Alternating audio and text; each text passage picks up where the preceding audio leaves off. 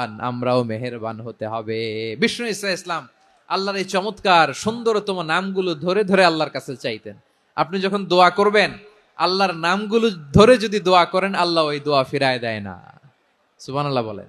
আপনি যদি দোয়ার মধ্যে বলেন ইয়া রহমান, ইয়া রাহিম, ইয়া হাইয়্যু, ইয়া কাইয়্যুম, বিষ্ণু ঈসা ইসলাম এভাবে আল্লাহর নামগুলো ধরে ধরে জিকির করতেন, আল্লাহর নাম জপতেন। তিনি বলতেন আসআলুকা বিকুল্লি ইসমিন হুয়া লাক, আল্লাহ তোমার যত নাম আছে সব নামের ওসিলায় তোমার কাছে ফরিয়াদ করি, সব নামের ওসিলায়।